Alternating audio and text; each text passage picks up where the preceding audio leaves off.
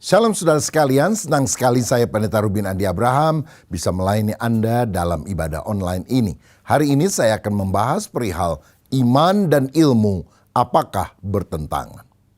Saudara sekalian, di abad yang ke-17 ada seorang ilmuwan sekaligus Kristen namanya Nicolaus Copernicus dan juga Galileo Galilei dengan teleskopnya mulai meneliti peredaran planet dan bintang di langit. Dan kemudian mereka ini mencetuskan konsep heliosentris. Maksudnya matahari adalah pusat tata surya. Padahal pada waktu itu gereja Katolik menganut paham geosentris. Mereka percaya bahwa bumi adalah pusat alam semesta. Yang juga selaras dengan ajaran Aristoteles dan Ptolemeus yang ditafsirkan sesuai dengan beberapa ayat Alkitab. Misalnya mereka percaya karena begitu besar kasih Allah akan dunia ini sehingga dikaruniakan anak yang tunggal.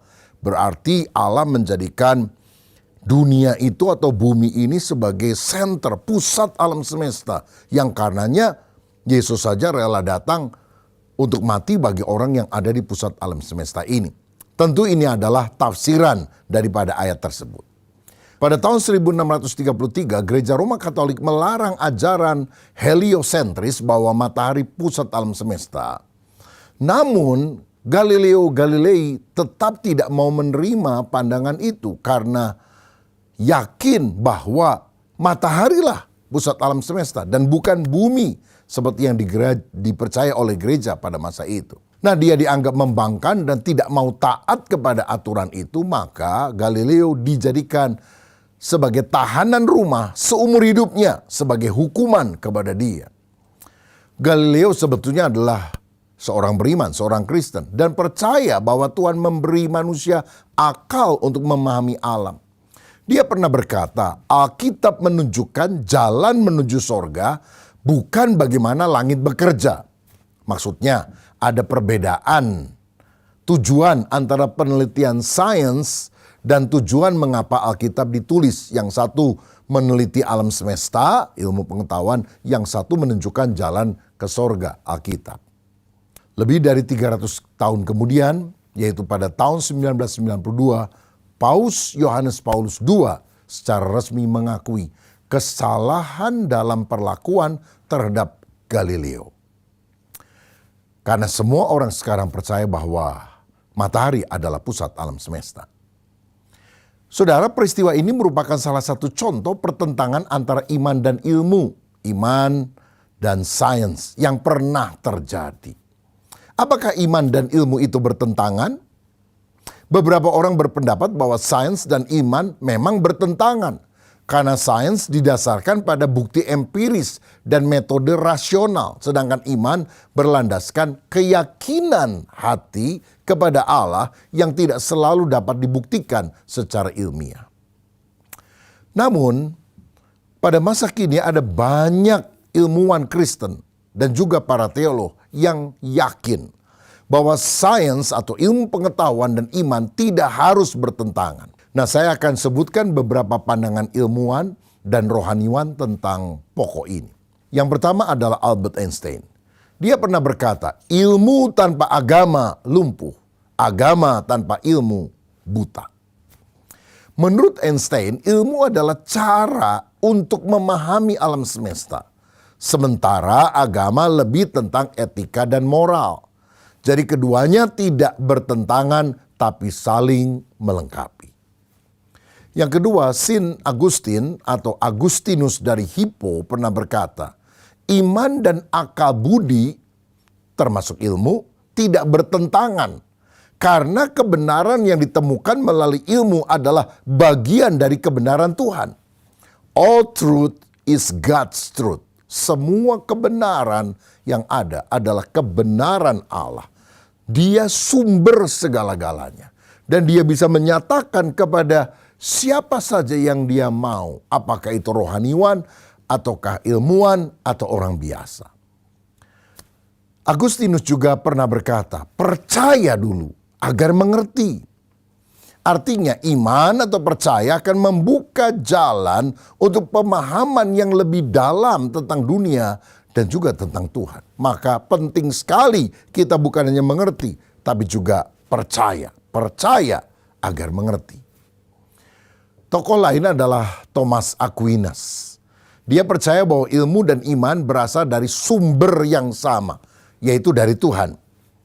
Menurut Aquinas, kebenaran dapat ditemukan melalui dua hal ini. Pertama, akal budi atau ilmu, dan yang kedua adalah wahyu atau iman. Sehingga kedua-duanya sangat dibutuhkan. Apakah ilmu ataukah iman? Berikutnya John Calvin. Dia yakin bahwa alam semesta ini adalah semacam teater kemuliaan Allah. Pengembangan ilmu adalah cara untuk memahami ciptaan Tuhan. Calvin membedakan antara wahyu umum, general revelation, yang bisa kita lihat melalui alam dan juga dipahami lewat akal budi, dan wahyu khusus, special revelation, yang hanya bisa dipahami melalui Alkitab. Melalui wahyu umum kita sadar bahwa Allah itu ada, tapi melalui wahyu khusus, melalui Alkitab kita mengenal Sang Kristus yang membawa keselamatan, bukan hanya kesadaran, tapi keselamatan. Ilmu menurut Calvin adalah cara untuk memahami wahyu yang sifatnya umum. Tetapi melalui Alkitab kita mengetahui wahyu khusus yang membawa keselamatan ketika seorang percaya kepada Kristus. Orang lain namanya C.S. Lewis berkata, iman Kristen tidak bertentangan dengan akal budi. Iman adalah langkah yang rasional, yang masuk akal setelah mempertimbangkan bukti-bukti yang ada. Lewis percaya bahwa mujizat itu bisa terjadi di alam semesta ini. Karena Tuhan yang menciptakan hukum alam juga dapat bekerja melampaui hukum alam itu menurut kedaulatannya. Nah, saudara sekalian, dari beberapa pendapat di atas dapat disimpulkan bahwa iman dan akal budi bagaikan dua sayap yang membawa manusia kepada kebenaran. Ilmu atau sains membantu kita memahami bagaimana alam semesta bekerja. Sedangkan iman menjawab mengapa alam semesta ada dan memiliki tujuan. Iman memberi makna dan tujuan yang lebih dalam. Sehingga kita tahu bagaimana alam tercipta misalnya. Tetapi melalui iman kita mengerti mengapa alam diciptakan oleh Allah. Kita menggali makna yang lebih dalam tentang tujuan hidup dan yang terkait di dalamnya. Nah, jadi konflik antara ilmu dan iman seringkali muncul karena kesalahpahaman atau interpretasi yang terlalu sempit, bukan karena esensi keduanya. Tuhan menciptakan dunia yang dapat dipelajari oleh sains, tetapi juga memberi manusia hati dan jiwa untuk mencari makna yang lebih dalam yang dia akan temukan melalui iman kepada Tuhan. Sekarang kita akan melihat kontribusi ilmu bagi iman Kristen. Apa saja? Yang pertama, memperdalam pemahaman tentang ciptaan Allah. Saudara sekalian, ilmu pengetahuan akan membantu manusia memahami keajaiban alam semesta, keajaiban tubuh manusia, dan hukum-hukum alam yang lain. Ini memperkuat rasa kagum dan penghormatan kepada Sang Pencipta. Kalau kita tahu apa yang terjadi di alam semesta, kita akan berkata, ku kagum, hormat akan Engkau. Contohnya, orang yang mempelajari astronomi akan mengungkapkan kebesaran alam semesta yang mempertegas kebesaran Sang Pencipta, yaitu Allah sendiri. Seperti yang tercatat dalam Mazmur 19 ayat yang kedua, langit menceritakan kemuliaan Allah. Saudara-saudara, melalui perkembangan ilmu pengetahuan dan teknologi, kita tahu bahwa matahari itu diameternya jauh lebih besar dari bumi. 109 kali lebih besar dari diameter bumi. Matahari juga lebih besar, diameternya 10 kali lipat dibandingkan dengan planet terbesar, yaitu Jupiter. Dalam penelitian selanjutnya dikatakan jumlah bintang yang bisa dilihat dengan mata telanjang di langit pada waktu malam itu kira-kira 5.000 sampai 10.000. Tetapi di galaksi Bima Sakti kita ini diperkirakan ada 100 sampai 400 miliar bintang. Sedangkan di alam semesta ini ada sekitar 2 triliun galaksi. Nah, galaksi kita itu namanya Bima Sakti. Sedangkan itu hanyalah salah satu galaksi saja dengan pusatnya matahari. Sedangkan di alam ini ada sekitar 2 triliun galaksi. Total bintang bisa mencapai septiliun. Maksudnya 10 pangkat 24. Jadi kalau kita nulis 1000, nolnya 24, saudara sekalian. Kalau ribu kan nolnya 3, juta kan nolnya 6, miliar nolnya 9. Kalau ini nolnya 24, banyak banget. Istilahnya seperti pasir di tepi pantai. Saudara-saudara, dan jika demikian kita akan mengagumi Tuhan yang menciptakan begitu akbar, begitu luar biasa. Dan dari sini kita juga belajar bahwa ilmu pengetahuan itu terus berkembang. Dulu orang menganggap bahwa bumi adalah pusat alam semesta. Tapi kemudian Nicolaus Copernicus dan Galileo Galilei berkata bahwa bukan. Yang menjadi pusat alam semesta adalah matahari. Tapi kemudian Albert Einstein berkata bahwa matahari itu memang pusat dari galaksi Bima Sakti. Tapi di alam ini ada banyak sekali galaksi-galaksi dengan dalam tanda kutip mataharinya masing-masing. Jadi yang benar yang mana saudara sekalian?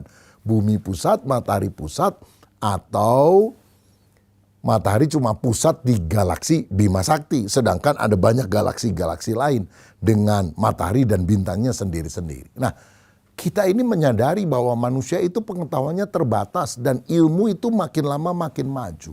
Biarlah ilmu makin berkembang tanpa harus dibatasi dengan penafsiran kita yang sempit. Bukan Alkitabnya yang salah, tapi cara kita membaca, cara kita memahami Alkitab yang mungkin perlu dikoreksi. Berikutnya, kontribusi ilmu dalam iman Kristen adalah membantu dalam tafsir Alkitab. Arkeologi dan juga studi sejarah membantu kita memahami latar belakang budaya dan sejarah Alkitab. Sehingga orang Kristen dapat menafsirkan firman Tuhan dengan lebih akurat. Misalnya ada orang yang tidak percaya bahwa beberapa peristiwa di Alkitab itu benar-benar nyata. Karena nggak ada di dalam literatur lain. Misalnya tentang Raja Sargon atau Sanherib.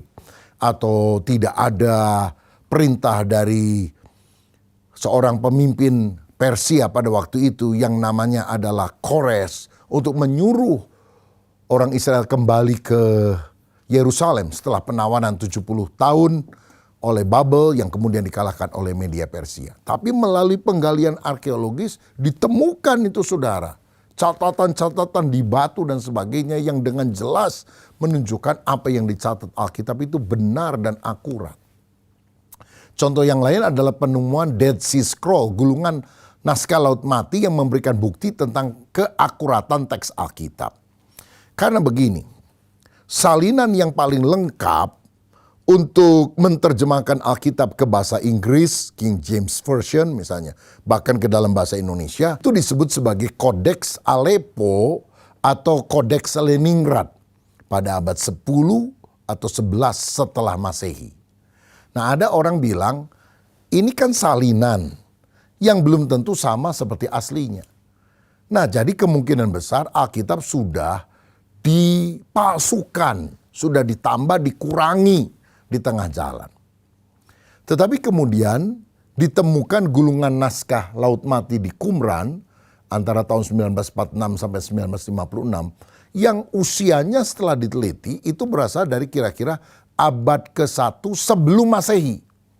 Jadi usianya itu bisa 10 abad sampai 12 abad lebih tua dari salinan yang paling lengkap yang kita miliki untuk penerjemahan Alkitab ke seluruh bahasa-bahasa dunia. Dan ternyata teks Qumran yang 10 abad, 12 abad lebih tua itu itu sama dengan apa yang tercatat dalam Kodeks Aleppo dan Kodeks atau kumpulan kitab Leningrad ini.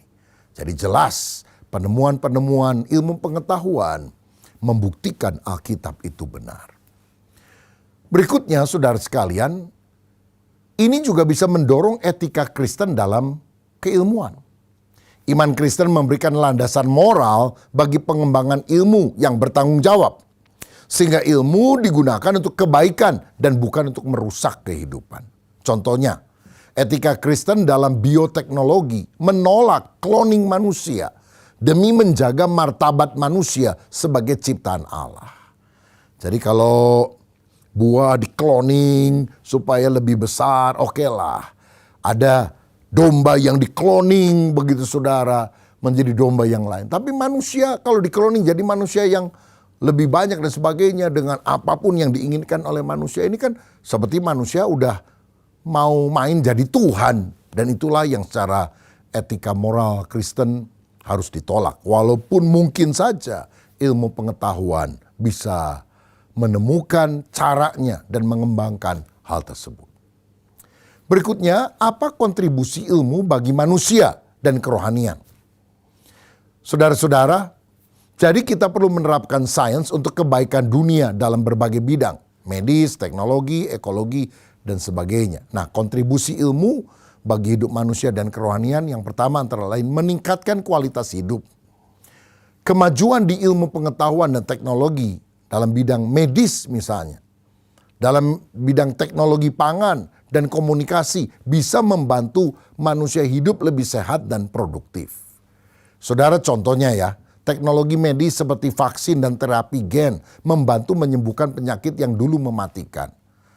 Beberapa waktu belakangan ini saya mendengar juga sudah ditemukan cara bagaimana untuk membasmi kanker yang selama ini dianggap sebagai penyakit yang mematikan.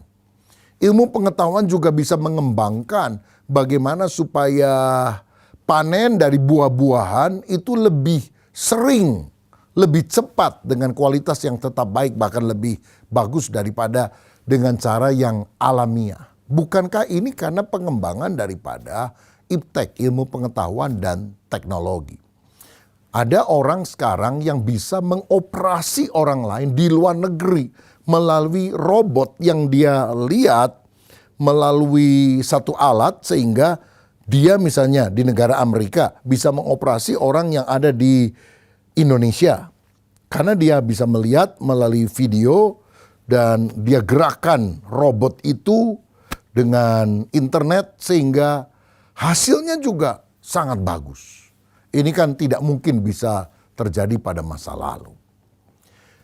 Yang kedua adalah mempermudah akses terhadap firman Tuhan.